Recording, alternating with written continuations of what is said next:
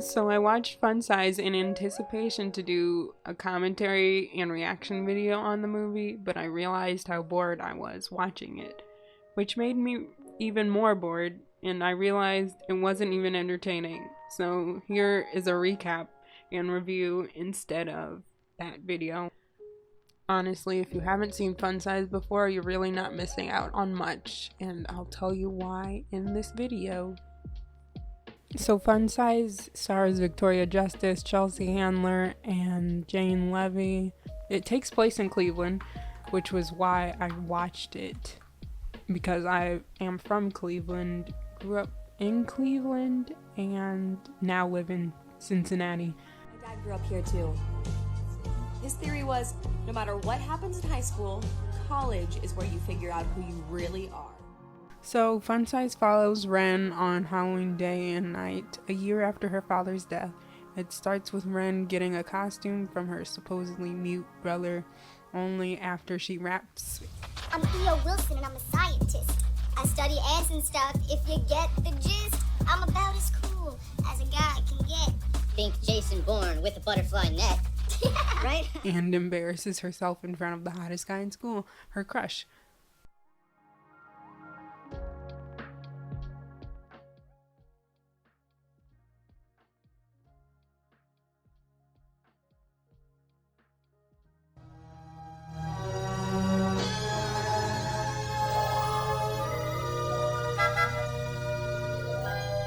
Aaron Levy. God. Stud. And her friend April, who is played by Jane Levy, who I fangirled over for like 5 minutes because I know her from Suburgatory and Don't Breathe and the Evil Dead remake a couple of years ago.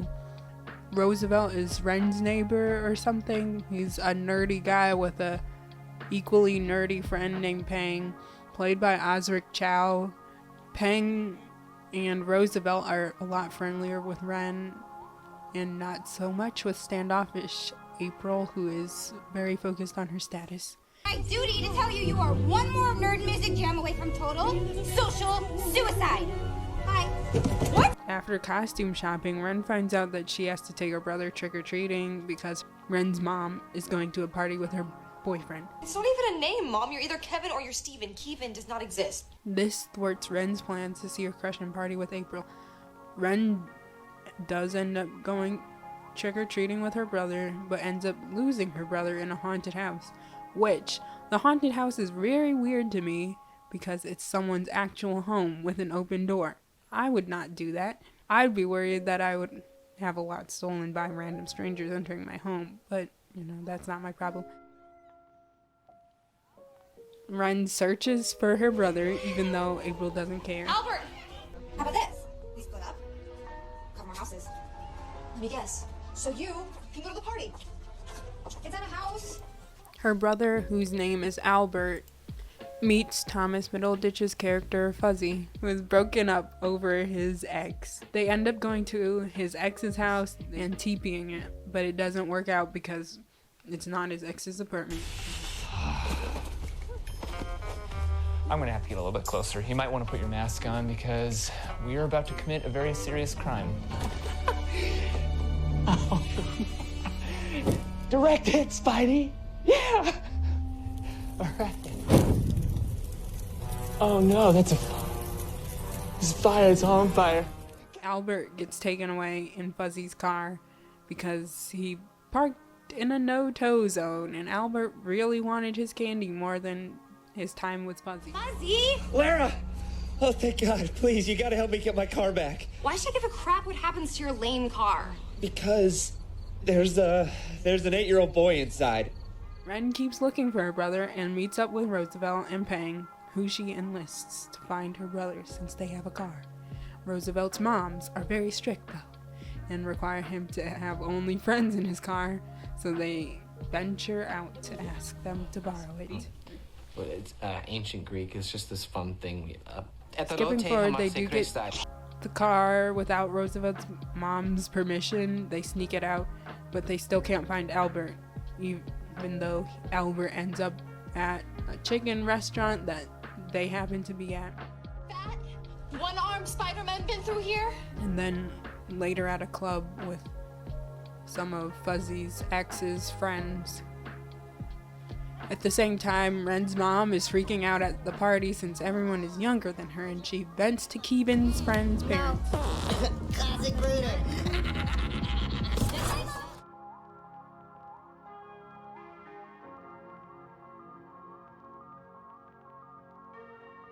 By the end of the movie, I know my pacing is off, and I recognize it since I'm coming at this movie's pacing later on. But Ren sees her crush and turns him down for the guy who's been by her side all the way, Roosevelt. I really appreciate you writing that song for me. But I have to go.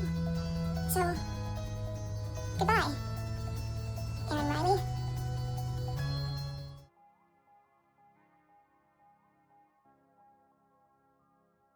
April no longer cares for her status and gets with Pang. Ren also bonds with her mother, who is understanding of Ren's life, I suppose. I think they just bonded because Ren's mother realized she could spend time with her kids in her morning rather than time with a distraction like Keevan, who also was like 20 years younger than her. Let me note that, because I did not say that earlier. Keevan is like a 26-year-old. It was a poorly executed plot, but I think I get the point. I hope that was the point. And finally, Albert reveals he could talk the whole time and he was pranking everyone like all the time, especially his mom. Everyone thinks I don't talk, but actually, I've been pranking my mom for the past 6 months. Hello? This is Verizon calling. Your phone has been imported faulty and needs to be tested by our voice recognition system. Could you please repeat a few phrases? Okay. I like cheese. I like cheese. So here are my favorite parts of the movie. I really like the shots of Cleveland, of course, because as I've stated, I'm from Cleveland. Moving on to real compliments. I did enjoy the semi-realistic depth they gave Chelsea Handler's character as Ren's mother. She dated Keevan, assumingly out of mourning, and had no outlet to go to when it came to her mourning process because she was still adjusting to being a single mom who had to take care of her children. In addition to that, she had a lot of change that was inevitable with Ren going off to college. So it was nice and funny to see her vent to her boyfriend's best friend's parents. Thomas Middleditch's character, Fuzzy, was very enjoyable with his awkward gags.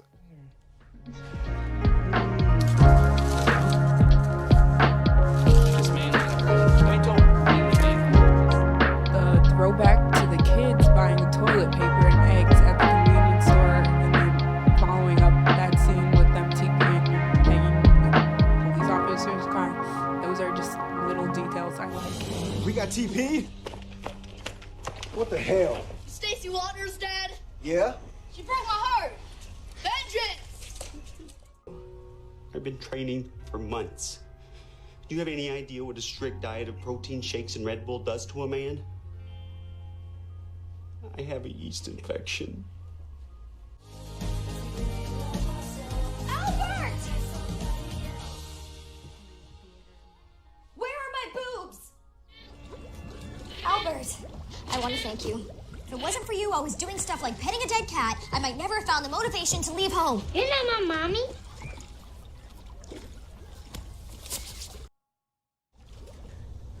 Just get in my car and we'll roll, man, like homies. Not that I'm luring a kid into my car. I'm not luring a kid into my car. What about the nair on your... You know what? Shh. Don't talk about me, you know what, in front of them. We love cats. Oh my god, my ass is killing this cat. Which I personally find redundant because I don't see why a dragon would smoke a cigarette. Doesn't make any sense. See, Lara? It's not like I hang out with lame 8-year-olds. God! Hey, flip it up, bro. Let's get some tunes going. Stop. Seriously, only the pilot touches the controls. Look at those bunches. House rules, Sammy. Driver picks the music. Shotgun shuts his cake hole. I hear you're applying to NYU. Yes. Yeah, I think I mentioned that to Roosevelt. Once. Great school. That's where Barb earned her 3rd doctorate. Yeah. In prenatal psychology. Yeah. Yeah. I'm still in touch with the dean through my Heirloom Bean Club. Great guy. Earl, he's a lovely Yeah, person. he's a good guy. He would write Maybe a this letter. is a positive, but I'm not positive. The movie reminded me of Nick and Nora's Infinite Playlist, a movie that I haven't seen since it came out. I don't know if in that movie they also traveled around on a wild goose chase in the middle of the night, but that part of Funsize reminded me of Nick and Nora's Infinite Playlist. The movie in general was forgettable and predictable. I've seen this movie before. I forgot everything in it. I do realize it was 7 years ago, but everything was like the first time again. Not a good sign. There were so many exposition issues, which included big cliches. The whole father's death being the basis for the film, and Ren's motivation for half of the stuff was confusing since the information was given sporadically and then towards the end told directly to us, specifically about her dad being a prankster. My dad was always into pulling pranks. That's where Albert gets it. The two of them loved Halloween because they had free reign to get into as much trouble as possible. I wish, as I've learned in school, and am trying to practice myself, that they showed better than telling us.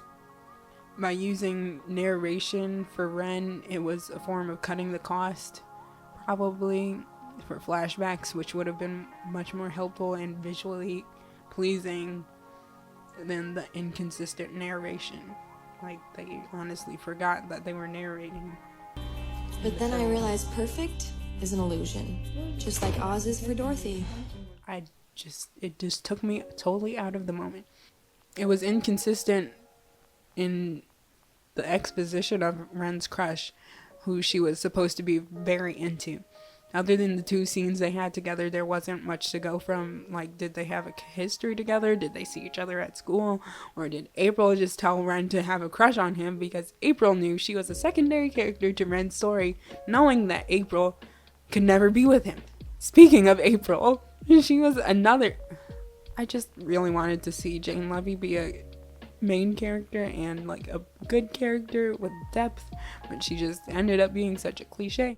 April's a hot best friend who, for some reason, aka not being the protagonist, is all for Ren being with the hottest guy in school because Ren's the protagonist, and April gets no personality at all other than just being a crutch for Ren. As I've said, I like Jane Levy, but April has no depth. She's made just to root for the protagonist and be into social status. Her one personality trait is wanting to be popular, and so by default, she ends up with Pang. Anyways, the underdogs went out in the end of the movie with Roosevelt getting Ren and Pang getting with April. It's a plot I've seen so many times before, and overall makes me wonder if this movie was made for any purpose other than to feature Cleveland, because it so easily could have been on any other background. I do like that it featured Cleveland, but I'm also annoyed that it could have just been any other type of movie. I've seen plenty of rom-coms, like I said, like this before, and there will be many made again, just for future generations with one slight change, because they're meant to make money. Some of the humor also wasn't for me and just left me unimpressed, and overall I'm disappointed with all the time I spent watching this film, rewatching it because of the editing process. However, I do feel like I learned some things through watching and making a video on this. Thank you for watching. Let me know what you think of this movie, if you ever even saw this movie. Hi. What?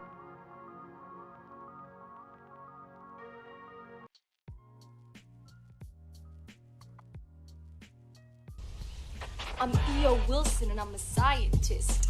I study ants and stuff, if you get the gist.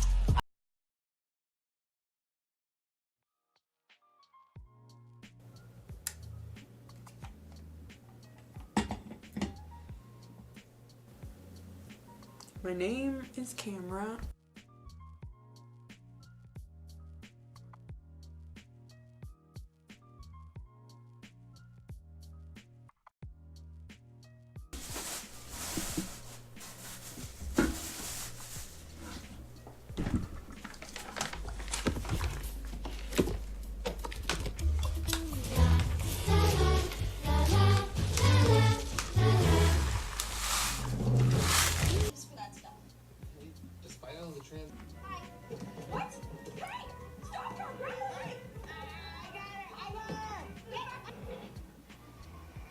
not happen.